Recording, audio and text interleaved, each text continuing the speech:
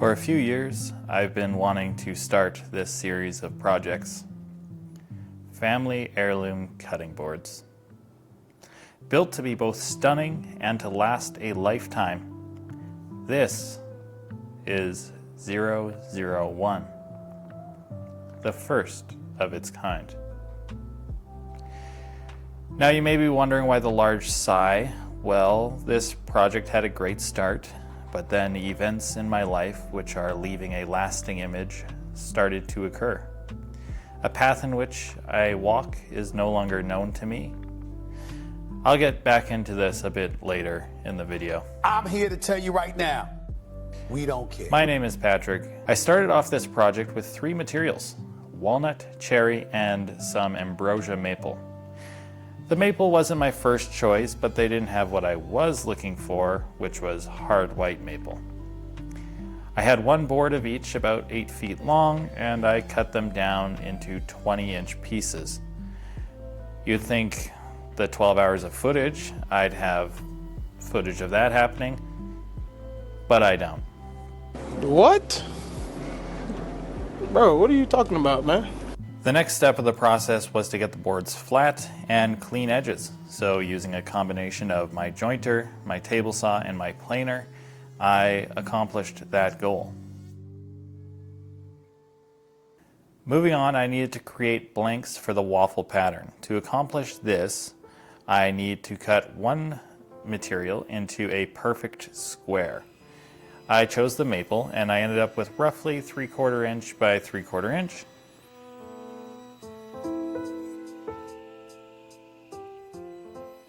And then the cherry and walnut was cut to 2 inches by 3¼ inch strips. After I had all my strips, I needed to get 45-degree bevel on one edge of each of those, the cherry and the walnut. But it's a little complicated, but not really. Using a piece of wood as a spacer, I lined up the fence and the teeth of the blade, and then you're set. Lock it in place. FYI, the blade should already be set to 45 degrees before you do this, and try not to break your saw while you do that.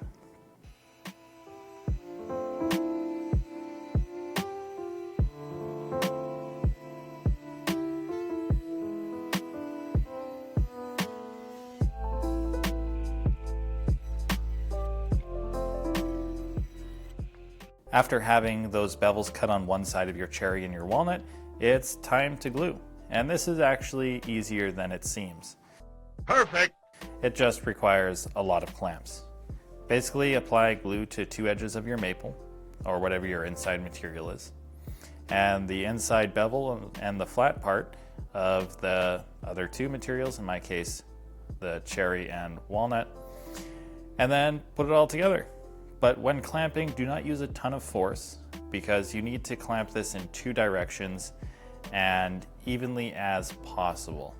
It's a little bit tricky. Oh, here we go again. It was during this process, which took a few days, gluing up 6 of these blanks, that everything kind of changed. On one hand, we hit 1,000 subscribers, which was awesome. It was really great. And on the other hand, well, reality hits you hard, bro. What? Not to get into too many details, but I found myself being significantly more responsible for the care of our children. Balancing 3 children, a full-time job, maintaining a house, meals, laundry, and attempting to build projects and a YouTube channel. Let's just say it's nearly impossible to be successful at all of these things at once. What do you mean by that? Without some sacrifices. You can do it! And I don't know when things will get better, but I do have hope for the future. Now we have all of our blanks glued up. I needed to start making the second part of the waffle. And let's start a glue up count. So far we're at 6 and we're starting number 7. But first I took some spare maple using my table saw because I don't have a decent bandsaw for this. I resawed the maple in half to preserve as much wood as possible. Stop it. Now, before I did this, I watched a video where a guy injured himself quite badly doing exactly this because the wood was doing exactly what my wood was doing, growing because of your mom. What, you think because life struck me hard, like your mom, that I won't make your mom jokes? Boom, roasted. Well, I managed to get it resawn. The power went out a few times, but the job was done. Into the planer. I guess I didn't record that, but luckily I had 2 flat sides, so that was very quick work. And I did the same thing with the cherry, but that's just not even in the video at all. And that's for the next glue up anyways. We don't do that here. So I did a quick cleanup of my blanks. I used the jointer to clean it up a bit quicker. This was the beginning of imperfection for this project. But that's okay. After getting it clean, I placed 1 strip of maple in between each of the blanks, applied some glue, clamped them up. Glue number 7 complete.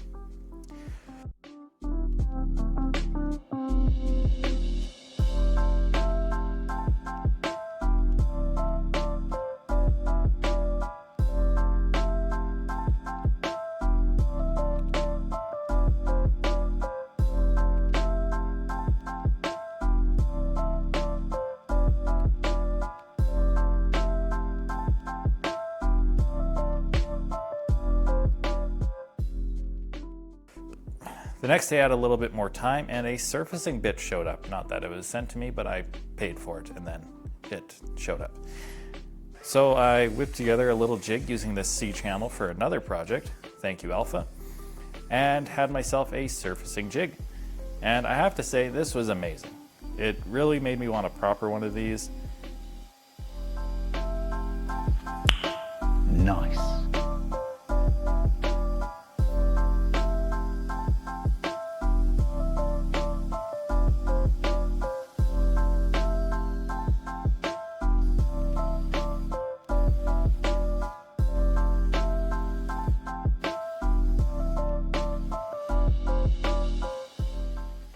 Very quickly, I was ready for glue up number 8.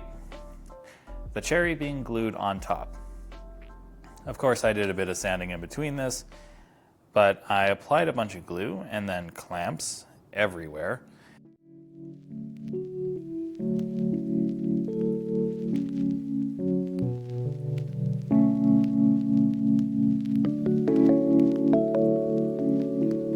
And I even took my drill press and placed it on top.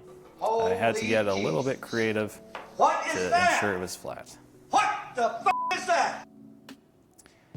And as I was putting pressure on this project, the pressure of life was building and building and building. I was starting to crack, but not how you expect. It was more like a caterpillar turning into a butterfly. I felt as if I was evolving, coming to terms, accepting, and preparing for what's next. I could almost describe the feeling as excitement. And now that I was prepared, it was time for glue up number 9. I took this monstrosity out of clamps, I got it ready to be sliced, bit of jointer, bit of table saw,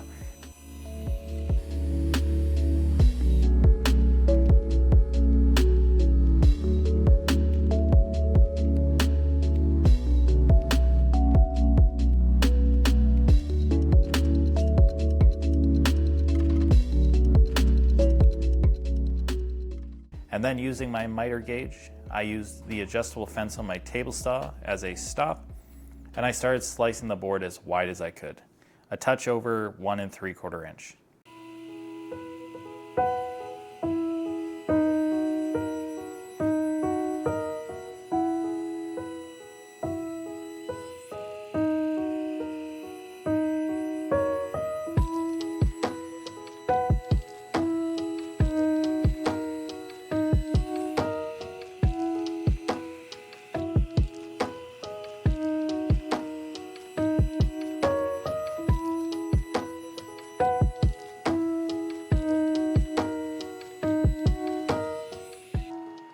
After slicing them, there was a bit of tension left, so I used the jointer again to get the pieces a little bit flatter for a clean glue up. and yet again skewing the design a little bit more. Sometimes maybe good, But sometimes again, maybe that's okay. And then I applied glue and clamps, not for the final time. Glue up number 10, coming up. Wow, incredible! So a couple notes while I do that. First, the total cost of this cutting board right now is $229. And I'm about to purchase the smallest piece of Purple Heart at my local wood store. And that's going to cost me a bit over $150. You serious? So $380 plus the amount of glue I used, a total of over 12 hours of time put into this. This is a really expensive board.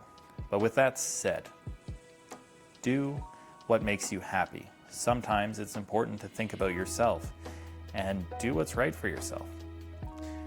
And that's what I'm doing. That's what this is. This project is a dream of mine.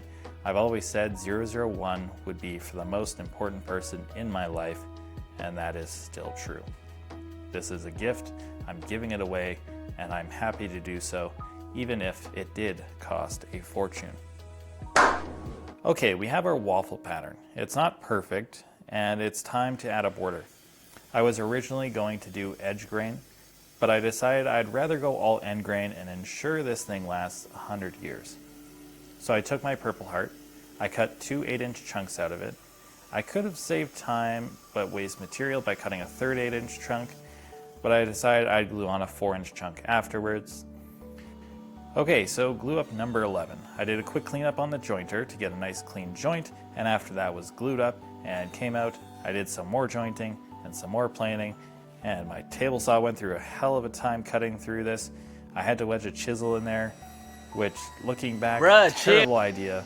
Like, if that fell on my table saw and the blade and it flew at my face, not a great idea. But I did get my strips cut and then glued on the next piece of Purple Heart. Glue up number 12. So I got those cut as well into strips. I now had 4 strips that were end grain, 1 3/4 inch thick, give or take, and I was ready to cut some 45 degrees. So I thought I used my miter set to get those angles, but I guess I did not. Or maybe I did it off camera. But I set my miter gauge to 45 and I cut my edges. And it would have been perfect lineups if the tension of the wood didn't skew it and I just didn't feel like doing more jointer. So, anyways, I got them fitting pretty nice and tight.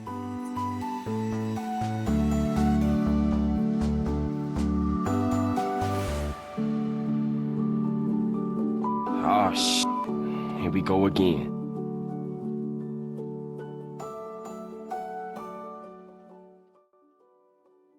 I had them glued up, and then 3 hours later, glue up number 13 I had out of clamps, and I was surfacing it. And boy oh boy, this had me excited. It was almost done. Almost 1 month of time on this project, and it was coming to a close. That was easy. After surfacing, I filled some holes with some glue and sawdust paste.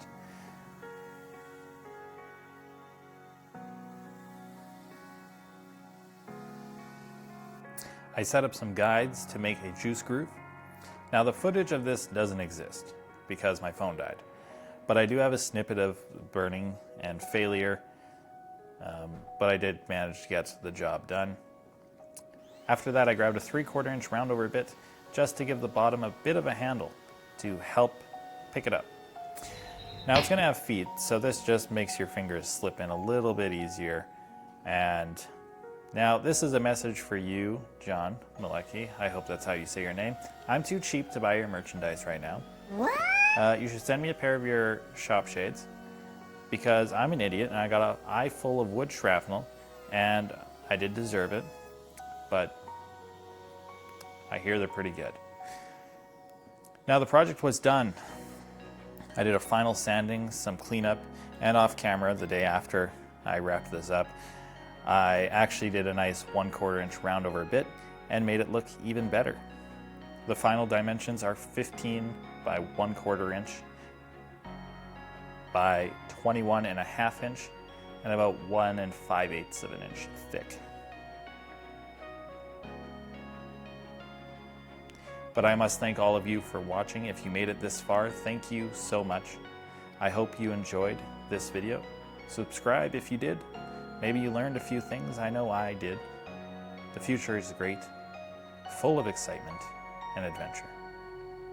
And I will see you soon.